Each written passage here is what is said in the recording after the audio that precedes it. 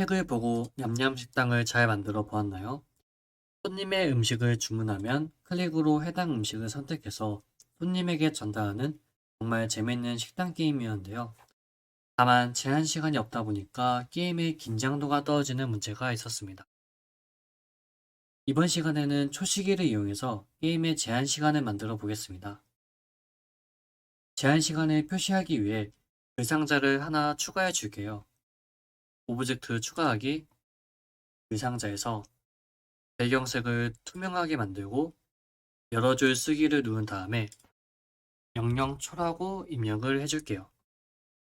추가하기를 눌러줍니다. 그 상자를 드래그해서 적당한 위치로 옮기고요. 크기도 적당하게 바꿔줍니다.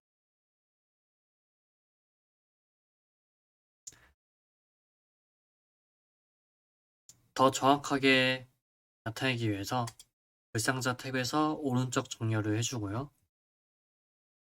X좌표는 60, Y좌표는 110, 크기는 60으로 정해줄게요. 글자 크기도 적당히 바꿔줍니다. 이제 코딩을 해볼 건데요. 저희가 기다리는 거는 요 2초 기다리기라는 블록도 사용할 수 있는데 이 블록은 정확하게 2초를 기다리지 않아요.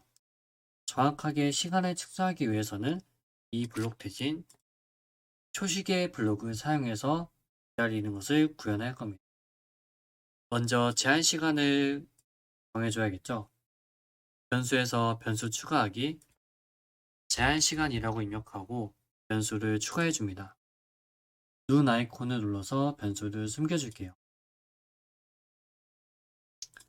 장면이 시작되었을 때 일단 시간을 길게 주어 제한 시간을 5로 정해줍니다. 그 후 초시계를 시작한 다음에 초시계를 숨겨줍니다. 그리고 계속 반복해서 몇 초 남았는지 말해줘야겠죠. 그 상자에서 엔트리라고 글쓰기를 가져오고 계산해서 합친 값을 가져옵니다.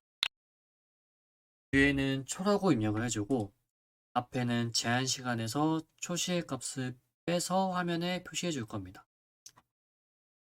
빼기를 가져오고 제한 시간 값을 가져오고 초시의 값을 가져와서 연결해 줍니다. 이러면 제한 시간에서 흐른 시간만큼 표시를 해주겠죠. 그런데 만약에 제한 시간에서 초시계를 뺀 값이 0보다 작아졌어요. 제한 시간이 멈춰서 게임이 종료된 경우겠죠. 이럴 때는 저희가 게임을 멈춰야 되기 때문에 만일 판단에서 크다를 가져오고 제한 시간에서 초시계 값을 뺀 이 값을 복사해서 넣어줍니다. 그리고 이때 게임 오버 신호를 보내줍니다. 그리고 명령초라고 글쓰기를 써줍니다.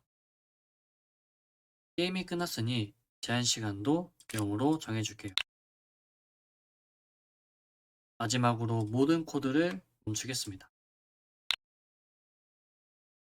만약에 제한 시간 안에 메뉴를 선택해서 성공했다면 성공 신호를 받게 되고 성공 신호를 받았을 때 제한 시간을 줄여줘야겠죠.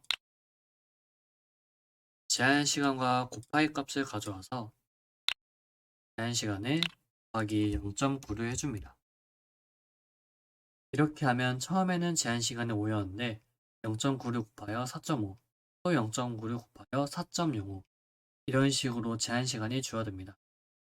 그리고 주문이 성공했기 때문에 소시계를 초기화해 줍니다.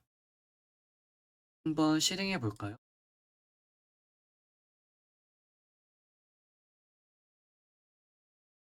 이렇게 성공하면은 초기화가 되고 제한 시간 안에 음식을 선택하지 못하면은 게임 오버가 됩니다.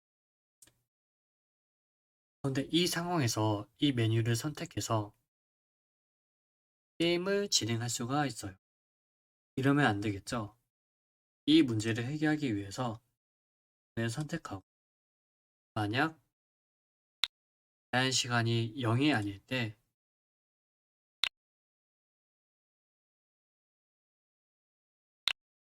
동작하도록 만들어 주겠습니다. 여기서 엔트리에서는 0이 아니다라는 코드를 이런 식으로 만들 수 있었는데요. 이 느낌표 느니한 블럭과 아니다라는 블럭은 완전히 똑같은 블럭이라고 생각하면 됩니다. 0이 아니다, 아니다라는 표현은 자주 쓰기 때문에 엔트리에서 따로 느낌표 는으로 만들어주는 겁니다. 이 느낌표 느니하는 표현은 엔트리뿐만 아니라 파이썬이나 C 언어 같은 다른 프로그래밍 언어에서도 자주 사용됩니다. 이 코드를 복사해서 다른 버튼에도 적용시켜 줄게요. 이 코드 안에 기존의 코드를 다 넣어주고 음료 버튼에도 똑같이 적용시켜주고 오뎅 버튼에도 똑같이 넣어주고 순대 버튼, 라면 버튼, 떡볶이 버튼, 마지막으로 김밥 버튼에도 동일하게 적용해줍니다. 게임을 한번 다시 해볼까요?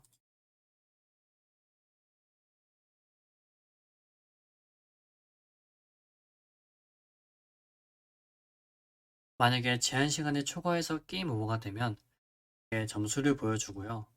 이제 제한 시간이 0초가 됐기 때문에 버튼을 눌러도 동작하지 않습니다.